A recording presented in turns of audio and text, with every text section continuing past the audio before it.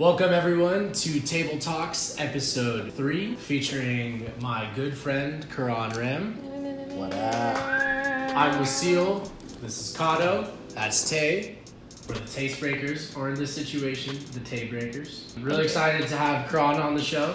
He's one of my best friends. I've known this guy for like over 10 years now. Went to high school together. We kind of grew up in the music industry together, you know, in our own respective paths. So thanks for coming, man. Appreciate it. Thanks for having me. Yay! Broken leg and everything. Had to bail last week, but we made it happen.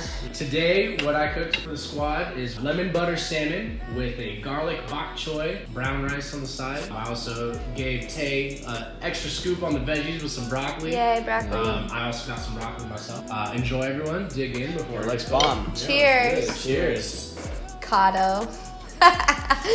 Kato's always the first one eating. I waited. You this did. time. Damn. Episode 3. That's pretty fire. Yeah? I've never seen salmon prepared like that. Now you know. You can use it. Bro, I'm taking it for sure. cast iron. I'm telling you, the cast iron changes a lot. I've just never seen anyone heat up the butter beforehand and just throw it on there to like get that like. Because otherwise, the crust? salmon will stick to the pan, and then you won't be able to take it and cook it and stuff. It also gives it like a nice crust. You know what I mean? I will give that to Wasil though. He's always been by far the best chef out of like any of our friends. He is really great. On a lot of our big weekends, he'll be the one who always cooks for us.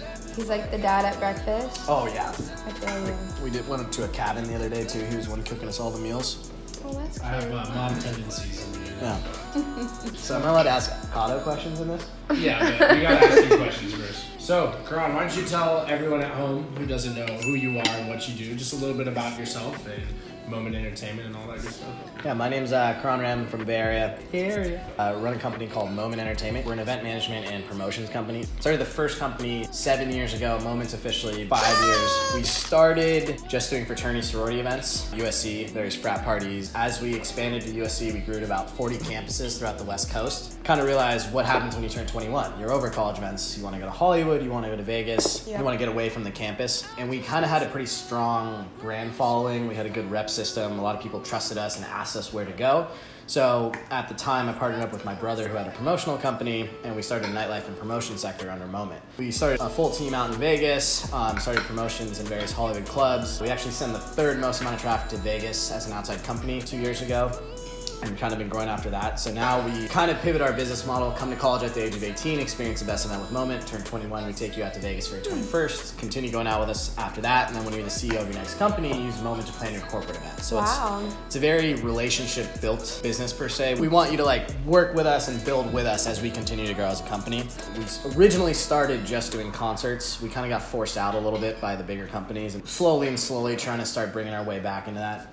And hopefully be like our next big like promotional side of stuff for the company. That sounds fun. You're just like growing with people forever. Yeah, because when we started, I was 18 when I started, so Right. like a lot of our demographic is and has grown up with me along with the company. We've had this conversation a lot too, where it's like, where do you see yourself in 6 years? Yeah. I don't really know, because when I was 18, I didn't know what I'd want when I was Totally. 25. Now that I'm 25, I understand what I want, and we kind of just build a sector Right. and kind of evolve as that. Right. So it's not necessarily like a defined entertainment and nightlife or marketing or promotions or whatever it is. It's kind of just what we have the ability to do at that time. Right. When did you develop your business mindset? Because 18 is really young to start a business like that. Karan was a little hustler back in high school, man. This dude's always been a little businessman, for sure. That's facts. Yeah. My biggest thing is that I think it's a lot of my ego that I want to like always prove something to someone and like feel like I always want to do it myself and like, Right. and kind of like show to myself that I'm capable of it. So that's why like when I had the opportunity to start my first company, I was like, Wow. done, I'm doing it, and kind of work from there. But one of my friends actually had a company when I was going to San Jose State with Wasil and Kato. He had a company down in LA, and he's like, hey, why don't you like help out and get involved with it? So that kind of helped spearhead it, and they brought me in as a COO. I was able to raise some money for it, and like the partners at the time just kind of weren't holding their weight per se. Like, I mean, the CEO was MIA for like 20, 30 days at a time. Wow. So that's when we kind of decided to branch off and go under Moment and Right. kind of put the pressure on the Fun CEO. fact for everyone at home, it's where I got my start in the music business alongside Karan, Moment Entertainment, Drop Factory. Did all that good crazy. stuff with Yeah. them. That's how I got exposed to all the nightlife and the DJing, and that's what really inspired me to want to pursue music and continue pursuing music. Karan's always been super supportive of that, super supportive of everything that we've done. So it's just been really cool to see you grow up and grow in the industry, and then me also trying to find my footing and, you know, like being able to learn from you and get advice from you in certain situations. It's just cool when you got people that you feel like you can trust. You feel me? Very. I think it's worked well and balanced well off each other. Like, to date, your Freedom Fest set was probably one of the most lit sets. Like, for those of you guys who don't know, we threw a festival called Freedom Fest 2 years ago. It was more eclectic lineup, you know, T-Pain, Lupe Fiasco, Bixel Boys, Justin Caruso, kind of widespread spectrum. And we had the Tastebreakers pretty much in between every slot. So every 15-minute slot, they came on and spun. And between, was it Lupe Fiasco and Kidding? It was between Lupe Fiasco and Kidding. Yeah. So we're at like our peak. It's sold out. To be honest with you, Lupe Fiasco, I respect him. But when you're in front of a ton of people and you start preaching on the mic, I appreciate using your brand and your media as your outlet. But like, if people are coming to see the music, they want to see the music. It's also 4th of July. Like, no one's really trying to hear a speech while they're fucked up celebrating America. Yeah, It was like America. It's a long ass day. Like, you know, people needed to hype it up, and I still to date remember this. I'm like standing to the side. I was like kind of bummed on Lupe's set, and I just like see these guys on stage and they play Gasolina, and holy shit, the crowd went fucking off. Like, there's just like 4,000 people just in front of them. They just needed getting it. down. Wow. To I it. remember It was right before insane. we got on stage, Karan just looks at me. He's like, "Bro, I need you to bring the energy back right now." Wow. It I'm was like that. We got you, Oh, dog. they came in clutch. Like, That's you what guys we fucking supplied. turned that shit down. That was a great event. It was really something that showed what we were all capable of when we really put our minds to something. You know, we'd thrown events for a long time, but never anything of that magnitude. You know, I think for us, it was really just a glimpse into the future of what were to come. You know? I think that was a big thing too, is because we were 23, and one thing that we're really proud of is that it was one of the first festivals that was thrown entirely in-house. We did the staging, we did the lighting, we did the audio, Wow. we did the event logistics, the That's marketing, huge. the promotions. That's so hard the, to do. I the don't talent think- buying. Yeah, people don't know how much work Yeah, goes so into like that. leading up to it, we couldn't sleep. Like, we were waking up in the middle of the night, like just freaking out something's gonna go wrong. Roller coaster of emotions. Oh, like God. one day The night you're before, excited, or, the, like- the whole No, week before. months before. But I mean, we like were playing that for week, 6 months. I remember Oh, God. Monday I was happy. Tuesday I was like, oh my god, this is gonna flop. This sucks. Oh my god. Wednesday I like gathered my bearings again. I was like, okay, I just gotta go get everything, like just make it happen. Thursday was like, oh my god, I'm super pumped for it. And then the day of comes and you're just like, your heart's beating out of your chest. You're just like hoping, you're just frazzled, and you really You like don't know what to expect. you don't know what to expect.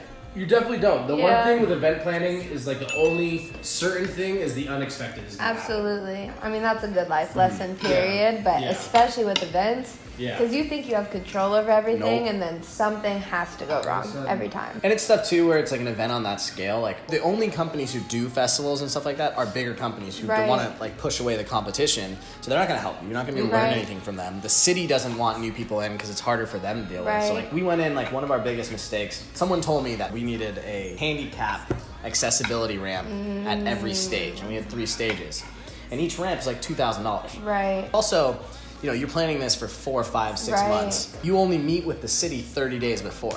So you don't even know what you need fully until you meet Oh, with the city. yeah, And then that's you don't true. meet the fire marshal until day up. Uh-huh. So the fire marshal can hold your doors. Oh, yeah. They can shut it down. They can do whatever you need. So I was like, you know, we're not going to cheap out on this. We're going to spend the money. We're going to make sure we have it. Spend $6,000 on it. The fire marshal shows up. He's like, yo, why do you have a handicap ramp? I was like, what? I was like, excuse me?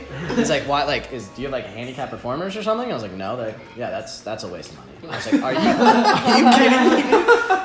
The only thing, he did hold our doors for 30 minutes. Every stage, I guess, needs a fire extinguisher on it. And it needs to be like within the last 6 months or something like Right. that. So we had to go run to Home Depot real quick, buy it. But like, we had some issues with some of our investors and stuff like that. But we're coming back. We're trying to start pushing more in the artist-based stuff. Now that's something that, you know, we've been talking about a lot. Say when's the next one? Because now I'm really excited about it. It was probably the happiest day. Those 2 days were the best days of my life because Oh, it yeah. was Freedom Fest, and the day after, I woke up the next morning and saw that Kevin Durant signed with the Warriors. It was a big I weekend. just gotta say, it was Big a weekend. big weekend. Yeah. Great weekend to be alive and from the Bay. We somehow, and you know, like, knock on wood, we're fortunate enough that every time we've gone into a new field, somehow, some way we pulled it off. Gone into it understanding the scenario, but not knowing the scenario of what you need to do. And like kind of what you said is everything's meant to be for a reason. Right. Like funny enough, my first event ever was this fraternity party at USC. This was before we had productions, before we had all that lighting, before we had any artist contacts, before we had literally any contacts. They hired us to do like photography at this one event. And at that event, I met the production team who did that. I got his contact. They ended up being our production company for the next 3 years, taught me how to do production. Therefore, you know, we have our own production from that. DJ Felly Fell was the DJ. Wow. He introduced me to his manager. She introduced me to these other guys trying to do EDM shows. Then we partnered and started throwing EDM shows together. Wow. As soon as you start putting in the effort, like, it starts giving it to you Yeah. back no matter what. I've yet to see it not work. You know, we've all figured our way out. We all know where we want to go. And Right. we've put our pieces together to kind of figure out a way to actually make it happen. I could not agree more. Yeah. So what do you got coming up next for Moment? So as I said earlier, I unfortunately got pushed out of a lot of our concert games. As soon as we started doing concerts, it was when club side started really popping off. So if you guys aren't familiar with like radius clauses with like bigger artists, all these bigger companies pretty much book out talent and make it impossible for Right. a smaller company to buy artists. So once we got pushed out of LA, we started doing events in San Jose. We sold out every event we did in San Jose and got pushed out of there. Insomniac started doing events up there. So we kind of just got to a point where we were almost discouraged per se to even try, because it would take us 6 months to book one show. And it's like you're putting in so much effort where it's like it's just not gonna work. So Right. that kind of pushed us into more of the nightlife realm, but my passion's always been concerts and artists and getting back into that sense. So pretty much we found a loophole. We started something that's called the Artist Series in Santa Monica, where we're booking talent at our venues, but we're doing completely unannounced. So we're not posting on social media, we're not posting on anything that can get in these radius clause issues, but we're still able to bring out some pretty solid artists. So, you know, we brought out Griffin so far, Sunburn, Super Duper Kyle, T-Pain, Ty Dolla $ign, Schoolboy Q. Essentially figuring out a way to not have to deal with the booking agents, and we're able to do it. So we've just booked out talent for the entire summer in Santa Monica. It's a pretty solid lineup. Even for the unannounced, it's still hard to like get the intros and like get people to say yes to you. So we actually outsourced a talent buyer who's friends with a lot of these people. So he's come on board, he's helped us out. We're trying to get back into that. Another thing is that we found a 3,000 person venue in Santa Monica. So we're gonna hopefully throw Freedom Fest 2.0 later this year out there. Cool. Yeah. What inspires you to do what you do? For me, like when we throw an event at Freedom Fest, for instance, when I know you guys had the same feeling, when you're standing over thousands of people and you see them having such a fun time, like, that makes you thrive and like feel so much better about yourself. Yeah. And, like, that's the reason why you're doing it. Like we were the kids in high school to always throw parties, like pissing our parents off left and right, but we always threw the dopest parties. Lingerie. Wow. High school. Oh, Wow. man. Oh, you should hear about that one. Oh no. Okay. Well, that'll be another time. We wanted to provide fun for all our friends. Like that's one thing I always say is like I like to provide fun for my friends. Yeah. That's what my job is. My goal, like when I would say okay, I'm successful, is when I'd be able to buy my mom a house. That's my number one goal. I don't really have goals with the necessarily where my company needs to go or where I need to go, but it's like once I get to that point, that's what really drives me. Honestly, I'm not like a financial guy. Like I don't need like this amount of money or own this. It's like my thing is like, look, you never know what's gonna happen in life. So it's like if I can live my life, if I can be happy, I should probably be a little bit more responsible than I am now. As long as you're able to be happy, you're able to support yourself, you're able to like enjoy what you're doing and actually still have the day-to-day passion in it, that's success in my eyes. You know, I see so many people with these 9 to 5 and stuff like that where they just hate themselves. In some situations, you gotta do the job. Right. You know, you gotta do what you have to do to pay the bills, like support yourself, but to what extent? Like if you're gonna just be depressed and you're just gonna hate yourself where you cannot wait till you get home, eat dinner, and go to sleep. Like that's not living life. That's depressing. You're stuck in that like wormhole of what like the corporate 9 to 5 Yeah, not is. doing what you really want to do. Yeah. I kind of lost sight in the sense that a lot of our events now are cookie cutter. Like I barely go to some of our events, and like I've lost passion for those because it's just you know, it's a routine. process.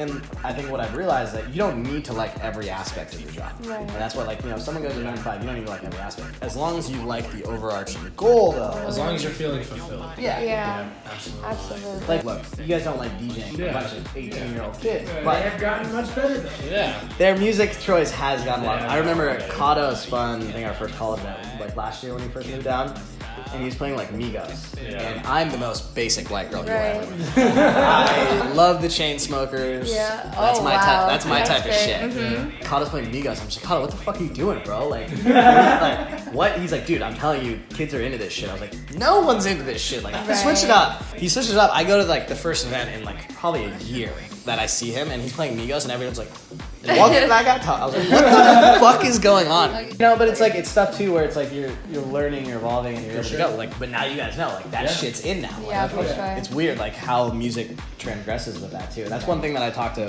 Wasil about a lot, where it's, I respect your project because you don't have a defined genre, which is not only more respectable right now in the sense that you're able to change, because some people are so stuck on like their I'm way. doing this style. Yeah. Music changes. Like literally, that just shows how a year ago no one gave a shit about like certain type of music, and now it's like night and day. If you evolve with the change, you're able to actually build, I would say, something that's not protecting, but a little bit more well versed of a career. For sure. The reason why we do that is really the core message behind everything that we do, which is we want people to break the mold of what's expected of them.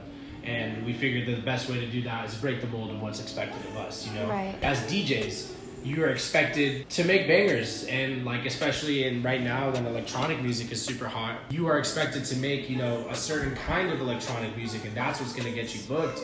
And you know, when we tell people that we make all these different kinds of songs and we do these video series and stuff like that, people don't really understand what it is that we're trying to do.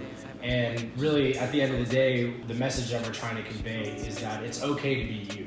And however that is, you know, earlier we were talking about how some people in their 9-to-5 lives, like they hate their jobs and stuff.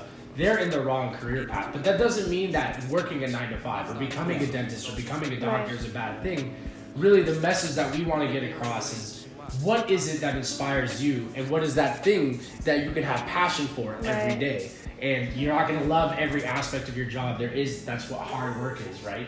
But you still have to have something that you believe in, the overarching thing. If that's your company, if that's a profession that you have, whatever it is, as long as you actually believe in it and you didn't just do something because that's what everyone else expected. I have this conversation with people all the time too, where it's like they have an idea or they have a passion and they're like, oh, they're so discouraged and want to try. I'm just like, you don't need to come from anything. Like I said, we came from nothing and we are where we are now, you know, because of the attempt. Right. And if you don't attempt, you'll never be able to see the success at the end of the day. I think now more than ever, though, society's adapted to entrepreneurs and adapted to people who it's amazing. can start a new company with creatives and like you know, all this other stuff where it's like now's the time. You might as well try.